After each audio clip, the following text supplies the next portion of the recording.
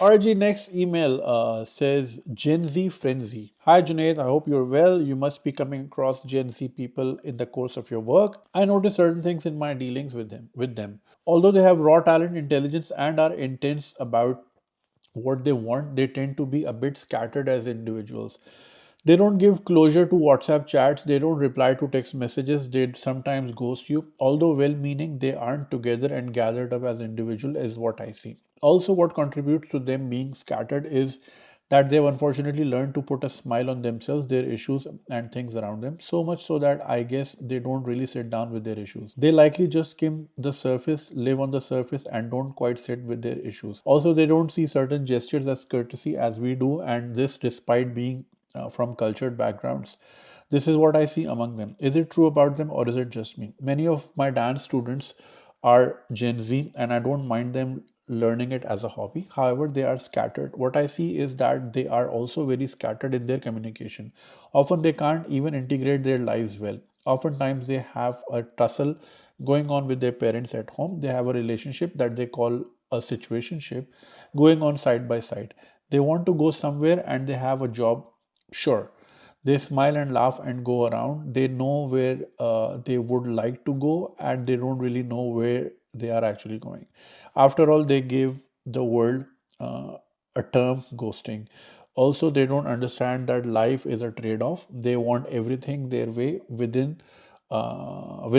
going through inconvenience. How do I deal with them? What has been your observation? Regards. So, this is coming in from a millennial who's a dance teacher in India और उनकी observations रही हैं Gen Z की I have come across like I have come across my share of Gen Z मुझे लगता है इसमें like बहुत सारे फैक्टर्स हैं टेक्नोलॉजी का एक बहुत बड़ा रोल है they've been the internet generation they haven't lived without internet I mean they must have Pakistan में नेट बंद हो जाता है कभी कभी but what I am saying is they haven't seen the world where there was no internet because हम अब लोग बोर नहीं होते जैसे कि मैं हमेशा कहता हूँ we have stopped being bored there is always a screen और too available at your disposal और फिर आप डूम स्क्रोलिंग करते हैं and then you never really sit down with your own thoughts बहुत कम लोग होते हैं कि who actually make a conscious decision of switching off and like being with themselves and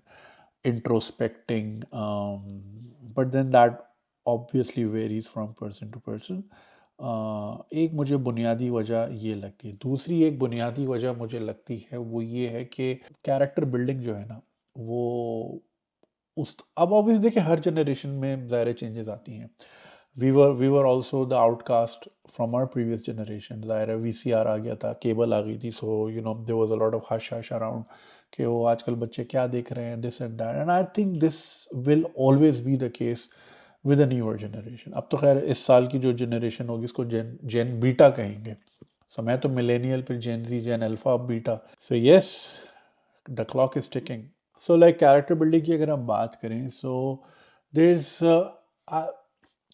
आजकल के बच्चे ना कॉन्फ्लिक्ट्स में नहीं पढ़ते इतना कॉन्फ्लिक्ट यानी कि देखें एक तो हमारे बहुत सारे स्कूल हैं जिनके अंदर ग्राउंड्स ही हैं देखिए स्कूल के अंदर ग्राउंड बहुत ज़रूरी है ना सिर्फ खेलने के लिए बट ऑल्सो कॉन्फ्लिक्ट के लिए और कॉन्फ्लिक्ट रेजोल्यूशन के लिए राइट जब आप क्रिकेट खेलोगे हॉकी तो खैर कोई नहीं खेलता फुटबॉल खेलोगे बैडमिंटन वट आपकी उसमें लड़ाई भी होगी आपको चोट भी लगेगी आप थोड़ा आउटडोर्स ही होगे फिर आप लड़ोगे भी फिर उसको आप रिजॉल्व भी करोगे या फिर ये कि you learn to create boundaries वगैरह वगैरह सो अब चूंकि everything has become so much screen oriented और बाहर अब बच्चे खेलते नहीं हैं एंड तो वो I think people lack conflict उनकी लड़ाइयाँ नहीं होती and of course I am not going to endorse bullying but उसके अराउंड भी एक आपकी एक डेवलपमेंट ज़रूर रहती है चाहे वो आप उसको डायरेक्टली एक्सपीरियंस कर रहे हो या फिर आप उसको ऑब्जर्व कर रहे हो तो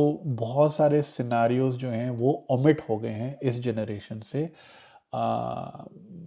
और इंट्रोवर्जन बढ़ गई है इंट्रोवर्ट ज़्यादा बन गए हैं how do I put it scattered thoughts बिल्कुल हैं I have had the pleasure of working with many ज़्यादातर से तजुर्बा अच्छा नहीं रहा ना आई am not saying I am not being the exhaust कि ओ आजकल के बच्चे और ये वो उस तरह से नहीं I'm basically reviewing on the performance side of things, and from the performance angle, the ideas were great, no doubt about that. Obviously, और मेरी टीम हमेशा से बहुत young भी रही है, और some of them were really great with ideas, and of course they look at the world from a different perspective, or and it's in order to be relevant you need fresh ideas. So I always encourage hiring younglings because उनका एक बहुत different नज़रिया होता है. However, at the same time, when it comes to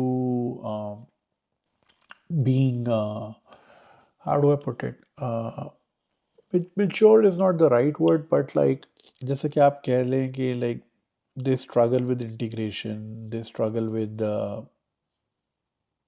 relationship of what's किसी भी तरीके की बड़ी सरफेस लेवल थिंकिंग होती है, और ये मैं सब अब obviously I am not labelling everyone with not painting everyone with the same brush, but ये कि ओवरऑल जो मेरा एक्सपीरियंस रहा है, so it becomes difficult when it comes to managing relationships, and pressure बहुत है, I believe so, which is why एक चीज़ होती है ऑनर. अब ये जो गोस्टिंग वाली आपने बात की ना कि रीड मैसेजेस, जब फ़ोन नहीं होते थे ना, सो लोग तो फिर भी मिलते थे, people used to go out. तो अगर मैंने घर से फ़ोन करके दोस्त को बोल दिया ना कि मैं उधर पहुंच रहा हूँ, अब from that this point to that point of course बीच में 1 घंटे का सफ़र है, and there is no mode of communication, right. अगर हम दोनों घर से निकल गए, we are on our own, अब हमारे पास कोई मोबाइल डिवाइस नहीं है, but we would still end up meeting. So like वो एक ऑनर आ जाता है आपके अंदर कि यार मैं उसको बोल दिया है ना, अब मुझे पहुंचना ही पहुंचना है, अनलेस कोई खुदा न खास्ता कोई इस तरह का मामला हो जाए कि आप नहीं पहुंच पाए. सो वो अब चूंकि इतनी कनेक्टिविटी है कि वो एक्सरसाइज ही नहीं रही. The desire to have it all without inconvenience भी एक बहुत बड़ा इशू है. हाँ, एक और मेजर इशू ये है कि जो हमारे स्कूल सिस्टम में बड़ा ख़राब है वो ये है कि everybody gets a star. That is a wrong approach to life. जो हार रहा है उसको भी स्टार में पेंट हो रहा है फेस पे, जो जीत रहा है उसके भी. तो आप जो है ना उसको रियल लाइफ के लिए रेडी नहीं कर रहे. आपने बोले कि नहीं वो बच्चों का दिल दुखेगा, तो वी कांट भी उनका दिल नहीं दुखा सकते, और फिर ये कि बट अगर आप उनको जीत और हार बचपन से ही नहीं सिखाओगे, और जब वो यही सीखेंगे कि यार मैं अगर लास्ट भी आऊँ तो मुझे फिर भी स्टार मिलेगा, तो स्कूल की हद तक तो मिलेगा क्योंकि स्कूल को चाहिए फीस आपके माँ बाप से.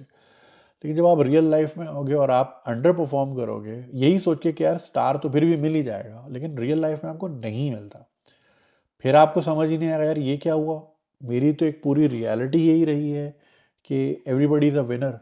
तो एवरीबडी इज़ अ विनर वो स्कूल प्री स्कूल या इन जगहों पे होता है, रियल लाइफ में नहीं होता. रियल लाइफ में कॉन्सिक्वेंसेज होते हैं. सो चूंकि कॉन्सिक्वेंसेज ही इतने लिमिटेड आ रहे हैं, तो कॉन्सिक्वेंशियल थिंकिंग भी उसके साथ साथ लैक हो रही है, जिसकी वजह से सारे मसले मसाइल हो रहे हैं. चाहे वो कम्युनिकेशन गैप हो, चाहे वो ट्रेड ऑफ हो, चाहे वो इंटीग्रेशन का मसला हो. तो इसमें अब देखिए ज़ाहिर है ये कह के झट कर देना कि इनको कुछ नहीं आता, ये भी गलत अप्रोच है ज़िंदगी में. Of course we have to work with them, we have to live with them, we have to obviously move the society ahead. तो हमें ज़रा थोड़ा प्यार से एम्फेसाइज करना होगा. We have to set clear expectations for them, right. We have to empathise, we have to be more empathetic, because जो एक चीज़ बहुत अच्छी है इस जनरेशन में वो ये कि they are very well connected to at least themselves, in the sense कि they know what they want and they are not willing to accept anything just as a compromise. तो वो एक बाउंड्रीज वाली जो बात होती है वो काफ़ी नज़र आती है आजकल के बच्चों में. They set their boundaries very clear, जो कि ज़ाहिर है हम लोग बड़ा लैक करते थे क्योंकि हमारा था कि नहीं नहीं ये बुरा ना मान जाए और ये ना आ जाए. तो that is good. So yeah we need to empathise, not जज, need to teach through examples. ज़ाहिर है उनको प्यार से लेके चलेंगे, प्यार से एग्जाम्पल्स समझानी पड़ेंगी. बहुत जल्दी ये कर देना कि ओ इनको तो कुछ भी नहीं आता, that is only going to create more and more conflict, and फिर बात कहीं आगे जाएगी नहीं. मेंटरशिप की ज़रूरत है. Of course kids need heroes, they need good mentors, they need good guidance. So I think अब इनका ट्रेट इस तरह है, तो हमें ज़रा अपनी भी बाउंड्री क्रिएट करनी. ये नहीं कि जस्ट बिकॉज उनका एक सपोज्ड मैल फंक्शन है तो अब हम उसमें ही फिसल जाएं. हमें भी अपनी बाउंड्रीज क्रिएट करनी है. We also have to guide them कि भाई रियल लाइफ ऐसे नहीं चलती, ऐसे ऐसे होता है, this is good for you and this is not good for you. ये एटीट्यूड आपको ज़िंदगी में आगे नुकसान देगा, या ये चीज़ करोगे या इसको थोड़ा सा ऐसे करोगे तो आपके लिए बहुत फ़ायदेमंद रहेगा, right? And you have to set clear examples, चाहे वो आपकी अपनी एग्जांपल हो, चाहे आपके आसपास के लोगों की एग्जांपल्स हो। यस, डिफ़िकल्ट है because we are the only genera we are the first generation millennials की अगर हम बात करें जिन्होंने प्री इंटरनेट और पोस्ट इंटरनेट दोनों दुनिया देखी है, राइट? इसके बाद वाली ने सिर्फ ऑनलाइन दुनिया देखी है, कोको मेलन देखा है और बहुत सारी चीज़ें, राइट? तो हमारे लिए थोड़ा सा, क्योंकि हम वो स्विच अच्छी तरह मार लेते हैं, हमें जब थोड़ा उधर जाना हो तो हम वो भी कर लेते हैं, डिटैच होना हो, because we have experience that world and हमें कोई इतनी कोफ नहीं होती। इट्स लाइक जैसे मैं लेफ्ट हैंड ड्राइव और राइट हैंड ड्राइव दोनों कर लेता हूँ और बड़े आराम से कर, अल्हम्दुलिल्लाह, टच वुड।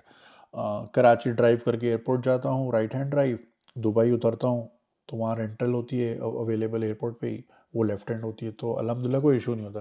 तो वो जो स्विच है ना मिलेनियल्स का, वो थोड़ा इजी रहता है बिकॉज हम दोनों टाइम्स के हैं। एंड आई थिंक हमारी स्ट्रगल भी इसलिए हो रही है क्योंकि हमने दोनों चीज़ें देखी हैं।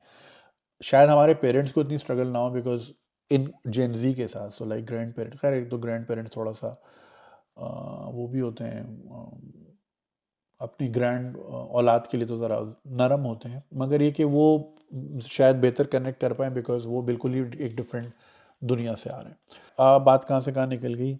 इनकरेज डेप्थ, यही मैं कह सकता हूँ। And they do really struggle, और वो एक थोड़ा सा इशू है। एंड आई थिंक वर्क के साथ साथ because they are also coming of age age we speak, as a time goes by, तो वो जैसे जैसे प्रोफेशनल सेटिंग में आते रहेंगे they will be coming along. So I hope I had a much clearer answer to this, but thank you so much. It's an interesting take.